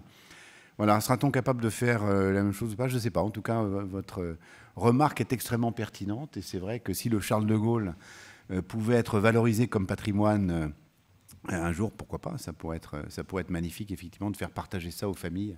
C'est plus facile d'aller sur un porte-avions qui a terminé sa carrière que d'aller sur le porte-avions en opération qui assure ces missions de surveillance et de protection. Voilà, en tout cas, valoriser le patrimoine, je pense que c'est très important dans notre histoire navale. Voilà, peut-être juste... c'est allumé, je crois. Bonsoir monsieur, je voulais vous remercier pour votre intervention qui était vraiment une intervention de qualité et je voulais savoir vous avez parlé des essais à la mer, des frégates et des sous-marins et je voulais savoir s'il y avait une politique d'embarquement à long terme pour les ingénieurs de Naval Group. Oui. Pour les embarquements de longue durée, pour pouvoir faire en sorte qu'ils puissent faire des comptes rendus qui soient les plus précis possibles sur le fonctionnement des navires, pour faire des retours d'expérience qui soient les plus fiables possibles. Alors absolument, et sachez que c'est un sujet à l'ordre du jour entre nous et la marine. Voilà, donc c'est absolument d'actualité. On a évidemment, les essais à la mer sont des moments où nos équipes embarquent, même si les essais à la mer ils sont devenus courts par rapport aux périodes qu'on a vécues. Maintenant, c'est quelques semaines, ça va vite les essais à la mer parce que le bateau a été conçu quasiment pour... Voilà, il fait tous ses essais à quai, il part, on essaie le moteur, ça marche, il est parti. Il n'y a plus besoin de longs mois ou de longues années en mer. Par contre, et d'ailleurs à l'initiative du ministre des Armées, M. Lecornu, et du chef d'état-major de la marine et des chefs d'état-major, il y a cette notion de réserve opérationnelle et d'aller plus loin dans la réserve qui émerge pour donner aussi à notre population, à nos concitoyens, et en particulier ceux qui vont travailler dans l'industrie de défense, d'être capables d'avoir une vision opérationnelle un peu plus affirmée. Et donc ce que vous dites est extrêmement important. Oui, nous avons intérêt, en tout cas je le dis en tant qu'industriel, à ce que des jeunes ingénieurs, techniciens ou ouvriers puissent avoir des périodes d'embarquement pour vivre avec les marins, finalement, la réalité du bateau à la mer et la réalité de la vie en équipage. Alors, c'est un sujet qui est à l'ordre du jour de ce qu'on peut imaginer pour améliorer encore notre performance collective demain. Une dernière question, Merci. si elle est très courte. Une dernière question dans la salle, et avec toutes mes excuses pour les nombreuses questions qui existent encore sur le chat ou celles qu'il y a dans la salle. Qui a un micro, pas bonsoir. question. Oui, ici. Ouais, bonsoir, merci pour votre intervention. Je m'appelle Victor Masson, je suis étudiant en Master 2, Géopolitique et Sécurité internationale ici, à la Cato. On parle de plus en plus depuis quelques années des opérations multidomaines. Est-ce que c'est un dialogue qui existe entre la Marine nationale et Naval Group? Et si oui, comment est-ce que Naval Group cherche à développer les compétences requises pour ces questions-là? Alors, reformulez votre question, des expériences Les opérations multidomaines. Qu'est-ce que vous entendez par opération multidomaine? La doctrine d'emploi des différentes armées sur le théâtre d'opération. D'accord. Donc, alors, je vais y répondre peut-être... alors, il faut que je fasse une réponse courte. Voilà. Donc, oui. Donc, non. Voilà. En fait, je vais y répondre par le collaboratif. Collaboratif entre la flotte, collaboratif avec le reste des armées, et collaboratif et interopérabilité. Ce sont des sujets extrêmement importants du combat naval aujourd'hui et de demain. Alors ça veut dire quoi le collaboratif? Le collaboratif, ça veut dire avoir des systèmes interopérables, c'est-à-dire pouvoir partager une situation tactique, par exemple. Le porte-avions que vous avez là va avoir sur ses consoles une vision de sa menace qui ne vient pas que de ses radars, mais qui vient aussi de ce que pourront lui apporter des radars de l'armée de l'air, des satellites de l'armée de l'air et de l'espace, voire des soldats ou des fantassins au sol. Voilà, à partir du moment où on a ces systèmes de communication interopérables qui sont extrêmement importants. D'ailleurs, la marine est un exemple en termes d'interopérabilité. Depuis très longtemps, la marine nationale coopère avec les marines alliées autant pour avoir des situations tactiques partagées. Voilà, ce sont des sujets qui vont beaucoup se développer, notamment dans la préparation du groupe aéronaval du futur et du combat collaboratif. J'ai parlé du combat collaboratif avec les drones et de cette absolue nécessité de partager à la fois information, capacité d'engagement. Alors là, c'est un sujet sur lequel les Américains ont un poil d'avance, notamment ce qu'on appelle l'engagement collaboratif. Un bateau peut détecter, un autre peut lancer un missile. Voilà. Mais on n'est pas si loin derrière. Et on va faire des expérimentations bientôt qui vont montrer qu'on est capable de le faire. Voilà. Donc le multimilieu, le multidomaine fait intégralement partie de la réflexion qu'on a sur la force navale de demain et donc la puissance, voilà, pour, je rappelle notre raison d'être, donner aux marines les moyens de leur puissance. Alors, juste avant que le président de l'Institut français de la mer conclue et remercie en notre nom à tous notre intervenant, je voudrais simplement encore une fois vous rappeler, prochain mardi de la mer, donc 24 janvier, sur Raconter la mer aux Français, les 20 ans de la Cité de la mer. Et puis, en notre nom à tous, on vous souhaite bonne fête de fin d'année, joyeux Noël. Et donc la conclusion du président de l'Institut français de la mer. Merci. Alors, Pierre-Éric Pommelet, merci d'avoir été avec nous ce soir. Merci de nous avoir rappelé, quelques chiffres. 400 ans d'histoire, 400 métiers, 1 million de pièces pour faire un SNLE, et vous développez aujourd'hui un sous-marin qui sera encore en service dans 70 ans.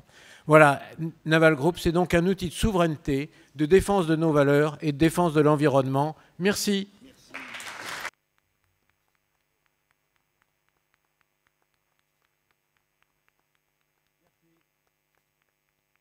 Merci et bonne soirée.